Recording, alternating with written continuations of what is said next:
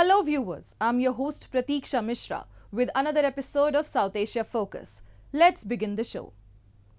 In recent diplomatic developments between India and Maldives, Foreign Minister Musa Zamir's visit to New Delhi marks a crucial step in addressing bilateral concerns amidst a deadlock. His discussions with India's External Affairs Minister S. Shankar signify both parties' efforts to enhance their multifaceted relationship. Tensions between the two countries had arisen following derogatory remarks about Prime Minister Narendra Modi by some Moldavian politicians. However, former Moldavian President Mohammad Nasheed has expressed concerns over the ramifications of India's boycott call, emphasizing the desire for Indian tourists to continue visiting Maldives. Take a look.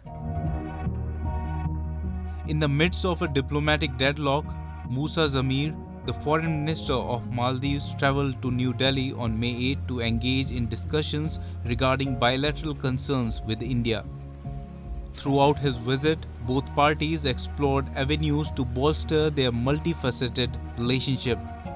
Zamir met with India's External Affairs Minister S. Jaishankar to address matters of mutual concern. India also positively reacted to Maldives' efforts to ease tensions, seek common ground, and pursue collaborative opportunities.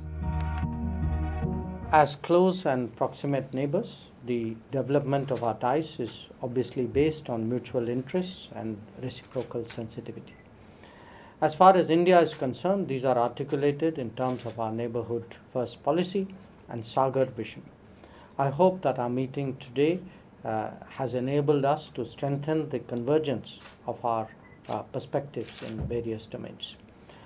Excellency, India has been a key provider of development assistance to the Maldives. Our projects have benefited the lives of the people of your country, have contributed directly to the quality of life. They range from infrastructure projects and social initiatives to medical evacuation and health facilities. We have also extended financial support on favorable terms in the past. Zamir's visit came as India announced to replace its military personnel from Maldives. The ties between Maldives and India strained after some Maldivian politicians from the ruling party posted derogatory remarks about Prime Minister Narendra Modi. Following the incident, the boycott Maldives trended on social media, which eventually hit the Maldives' tourism-dependent economy. Standing in support of their country, Indian tourists started cancelling flights and hotel bookings in Maldives. After facing serious backlash and witnessing a staggering decline in the economy, Maldives started working on damage control. Former Maldivian President Mohammad Nasheed has voiced significant concerns regarding the ramifications of India's boycott calls on Maldives, particularly in the context of tourism. Nasheed conveyed apologies on behalf of the Maldivian people and emphasized their wish for Indian tourists to continue visiting the country. He highlighted the impact of the boycott on Maldives. It has impacted a lot. And, I am actually here in India. I'm very worried about this. I want to say the people of the Maldives are sorry. We are sorry that this has happened. Indian people, we want Indian people to come on their holidays to the Maldives, and there will not be any effect on any change in our hospitality. So it's very unfortunate that our kind of more activist-minded government officials, low-level government officials, decided to articulate in this manner. Then I am also encouraged that the President has now removed them from government. India and Maldives share ethnic, linguistic, cultural, religious, and commercial links steeped in antiquity. India was among the first to recognize Maldives after its independence in 1965 and to establish diplomatic relations with the country. Since then, bilateral relations have been nurtured and strengthened by regular contacts at the highest levels.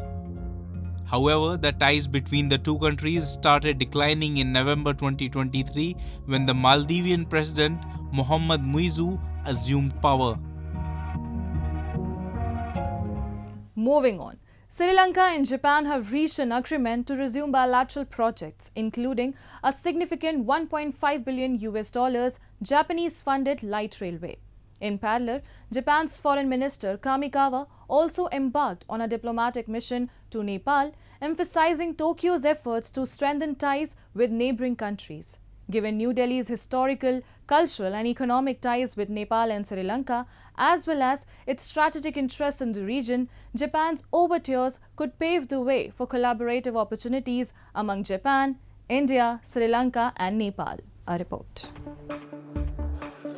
On May 4th, Sri Lanka and Japan agreed to resume stalled bilateral projects, including a $1.5 billion Japanese-funded light railway. The two nations announced the agreement during a visit to Sri Lanka by Japanese Foreign Minister Yoko Kamikawa. Sri Lanka is working to restructure its foreign debt as part of a $2.9 billion bailout from the International Monetary Fund after its worst financial crisis in more than 7 decades in 2022 triggered a foreign debt default. I also conveyed Japan's intention to further support Sri Lanka's development by swiftly resuming existing yen loan projects. Once the MOU on debt restructuring is signed and the Sri Lanka's government's intention to swiftly conclude it, a bilateral agreement is confirmed. Sri Lanka pulled out of the rail project in 2020 when it was moving closer to China under the then president. The Sri Lankan cabinet in July gave approval for President Ranil Wickremesinghe to decide on the appropriate time frame to reactivate projects with Japan. According to Finance Ministry data, Japan is Sri Lanka's biggest bilateral lender after China, with about $2.7 billion in outstanding loans. Japan is leading the international discussions on Sri Lanka's debt restructuring. As co-chair of the official creditors committee, the restoration of stability and economic development of Sri Lanka, which is at the strategic location in the Indian Ocean, is essential for the stability and prosperity of the entire Indo-Pacific region. Japanese Foreign Minister Yoko Kamikawa also met Nepal's top leadership in Kathmandu and discussed the whole gamut of bilateral relations to elevate economic and development cooperation as well as cultural and people-to-people ties. Kamikawa was also seen touring Kathmandu's sacred UNESCO sites and greeting people at Darbar Square. Kamikawa is the 4th Japanese foreign minister to visit Nepal since the two countries established diplomatic relations in 1956. Yoko Kamikawa's visit to Nepal and Sri Lanka highlights Japan's efforts to strengthen ties with neighboring countries, focusing on economic cooperation and cultural exchange. The high-profile visits can have implications for India as well. India shares close historical, cultural and economic ties with both Nepal and Sri Lanka and also maintains significant strategic interest in the region. Japan's efforts could potentially create opportunities for collaboration between Japan, India, Sri Lanka and Nepal. This could involve joint infrastructure projects, economic development initiatives and cultural exchanges that benefit all the 4 countries. Time now for Asia This Week, the stories from across the continent. Мы видим, как правду о Второй мировой войне пытаются исказить. Она мешает тем, кто привык строить свою, по сути, колониальную политику на лицемерии и лжи. Они сносят мемориалы истинным борцам с нацизмом, ставят на пьедесталы предателей и пособников гитлеровцев, перечеркивают память о героизме и благородстве солдат-освободителей, о той великой жертве, которую они принесли во имя Pakistan, where violent clashes near a court in Punjab province resulted in injuries of several people and arrest of several lawyers, prompting a nationwide strike against police brutality. Tensions arose from terrorism charges against lawyers linked to Imran Khan's party and plans to relocate courts. Additionally, a court granted the request of Imran Khan's wife to shift to jail due to security concerns amid allegations of contaminated food being served to her. A report. On May 8, violent confrontations near a court in Pakistan's Punjab province resulted in over 25 injuries and the subsequent arrest of more than 50 lawyers by the police. The Bar Council responded by calling for a nationwide strike on the following day to protest against police brutality. The clashes occurred outside the Lahore High Court on Mall Road and was sparked by the controversy surrounding the registration of terrorism cases against lawyers linked to the imprisoned former Prime Minister Imran Khan's Pakistan Tehreek-e-Insaf party. Additionally, tensions flared due to plans to relocate lower courts to a different venue. Police used tear gas, a water cannon and batons to disperse the protest. हमारा इजलास करना हमारा right है। इन्होंने ताले लगवा दिए। ताले लगवाने के बाद पुलिस को अपने साथ मिलाकर हमारे ऊपर शेलिंग की है और जुल्म की इंतहा की है। कल पूरे पाकिस्तान में अदालती निज़ाम बंद कर दिया जाएगा। The regional government of Punjab is saying that moving the location of the courts will ease the traffic congestion in the city. However, the lawyers opine that this puts pressure as it will require having to travel almost 2 hours to get from one court to another. They are demanding that the provincial government keep the courts where they are currently. हमारा एक पुरमन इजलास था और एक पुरमन rally थी, उस पे लाठीचार्ज किया गया, उस पे आंसू गैस की बेपनाह शेलिंग की गई है और उस पे वाटर कैनन फेंके गए हैं, वकला को गिरफ्तार किया गया है। इसकी मैं शदीद मजम्मत करता हूँ। इस पंजाब हुकूमत की, chief justice Lahore high court की और आईजी पंजाब की हम शदीद मजम्मत करते हैं और वकला जब तक हमारे मुतालबे पूरे नहीं होते हम सड़कों पर ही रहेंगे और हम अपने हकूक मनवा के छोड़ेंगे। The political situation in Pakistan is marked by significant tension and legal intricacies. Protesting lawyers are calling for the removal of terrorism charges against PTI-affiliated colleagues, underscoring a larger conflict between the government and opposition. Imran Khan supporters are encountering hurdles like legal troubles and detentions, indicating the heightened state of politics in the country. Imran Khan supporters are facing a challenging time as their leader contends with charges including corruption, terrorism, contempt of courts and rioting. The Pakistan Army has set conditions for talks with Imran Khan's PTI, demanding an apology for past events. Meanwhile, a court in Pakistan granted on a request by the wife of former Prime Minister Imran Khan to shift to jail instead of house arrest ordered by the government because of security concerns. Through her lawyers, Bibi had filed an appeal in the Islamabad High Court asking to be shifted to Adiala jail in the garrison city of Rawalpindi, where Imran Khan is serving his 14-year sentence. PTI said Bibi had complained of being served contaminated food by the authorities at the house, which was declared a sub-jail. The authorities have, however, denied the accusation. Tensions between Pakistan and Afghanistan have escalated following a deadly attack on Chinese engineers. Pakistani authorities have implicated Afghan nationals and militants based in Afghanistan, while Afghanistan's Taliban government denies involvement, highlighting the complex dynamics between the neighboring nations.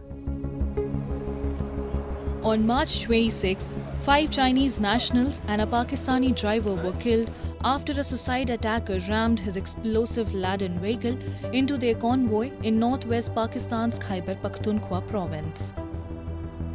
The incident happened when the convoy was in its way from Islamabad to Dasu, the site of a key hydroelectric dam being constructed by a Chinese company. On May 7, Pakistan's military said that the attack was planned in neighboring Afghanistan and that the bomber was also an Afghan national. In a news conference, Pakistani military spokesman Major General Ahmad Sharif said that the car used in the attack was also prepared in Afghanistan. He further added that the 4 main suspects of the plot to target the Chinese engineers have been arrested. एक अंदोहनाक वाक़या 26 मार्च 2024 को सुबह खैबर पख्तूनख्वा के इलाके बिशाम में पेश आया, जहां दासू डैम पर काम करने वाले चीनी इंजीनियर्स की गाड़ी को खुदकुश हमलावर ने निशाना बनाया, जिसके नतीजे में 5 चीनी बाशिंदे और एक पाकिस्तानी लुकमा अजल बन गए। इस खुदकुश हमले की कड़ियाँ भी सरहद पार से जा मिलती हैं। इस हमले की मनसूबाबंदी अफ़गानिस्तान में की गई थी। दहशतगर्द उसके सहूलतकारों का कंट्रोल भी अफ़गानिस्तान से किया जा रहा था और खुदकुश बमबार भी अफ़गान शहरी था। Relations between Pakistan and Afghanistan have soared in recent months, with Islamabad saying the Taliban-run administration in Kabul is not doing enough to tackle militant groups targeting Pakistan. Afghanistan की सरजमीन इस्तेमाल करके TTP के दहशतगर्द मुसलसल पाकिस्तान में दहशतगर्दी की कार्रवाइयाँ करते हैं। इस हवाले से पाकिस्तान ने ठोस शवाहिद भी पेश किए, मगर ताहाल उस पर कोई मुस्बत पेशरफ्त दिखाई नहीं दे रही। हालिया दहशतगर्द के वाक़यात के ताने बाने और शवाहिद अफ़गानिस्तान में मौजूद दहशतगर्दों की पनाहगाहों तक जाते हैं। The Taliban Defense Ministry has rejected Pakistan's allegations that Afghans were involved in an attack on Chinese engineers. Reacting to the allegation, Taliban government said the blaming Afghanistan for such incidents is a failed attempt to divert attention from the truth of the matter. This strain in relations underscores the complex dynamics between the two neighboring countries. Last year, Pakistan expelled over 3 lakh undocumented Afghan nationals, saying the majority of suicide attacks against its security forces were carried out by Afghans. The complexities of the situation highlight the intricate dynamics between Afghanistan and Pakistan, which have been historically fraught with challenges ranging from border disputes to accusations of harboring militants. Such incidents not only strain bilateral relations but also have broader implications for regional stability, particularly given Afghanistan's strategic location as a crossroads for various interests and influences. The rising tensions between Pakistan and Afghanistan have raised concerns about regional stability and security. And with that, we come to the end of this week's episode. See you next week. Goodbye and take care.